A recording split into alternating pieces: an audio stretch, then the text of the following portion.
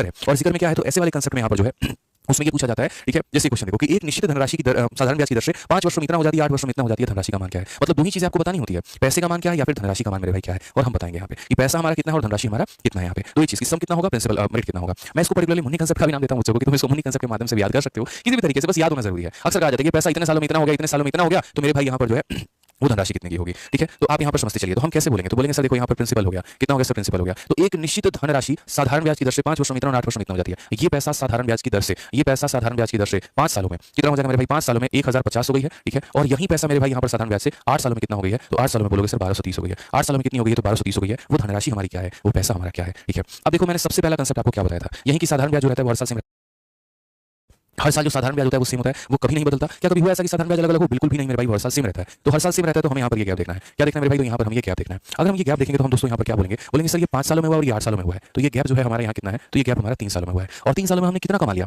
तो 3 सालों में अगर हम बात करते हैं यहाँ पर, तो 180 कमा लिया। 3 सालों में कितना कमा लिया, तो 180 रुपए। आप इसमें से इसको माइनस करिए, पता चल जाएगा 3 सालों की कमाई कितनी है, 180 रुपए, ठीक है। 3 सालों में कितना कमाया, 180। साधारण ब्याज ऐसी चीज है ना जनाब, हर साल में बराबर पैसा देके जाता है। पहले साल 100 रुपए का ब्याज मिला तो अगले भी साल 100 रुपए का ही मिलता है, ज्यादा कम कुछ नहीं मिलता। तो 3 सालों में 180, तो बताओ एक साल में कितना, जल्दी कमेंट बॉक्स में बताओ, एक साल में कितना बोलोगे सर, एक साल में 60 रुपए, एक साल में कितना होगा 60। तो अगर 3 सालों में 180, एक साल में 60 रुपए, तो मेरे भाई 5 सालों में कितना हो जाएगा, 300 रुपए हो जाएगा। 5 सालों में ब्याज हमारा कितना हो जाएगा, बोलोगे गुरुदेव 3 सालों, ठीक है। तो 5 सालों में कितना हो जाएगा, 300 रुपए हो जाएगा। यहाँ पे समझ गए, 3 सालों में 180 रुपए, एक साल में 60 रुपए, तो 5 सालों में कितना, 300 रुपए। अब यदि आपको प्रिंसिपल निकालना है, अमाउंट में से ब्याज घटा दीजिए, प्रिंसिपल निकल जाएगा, यानी 1050 में से 300 घटा दीजिए, तो ये बोलोगे 750 रुपए। यानी ये मेरे भाई 750 था, इतने का ब्याज लेके इतना बन गया था, यानी क्या होगा answer, option number D for Devasena.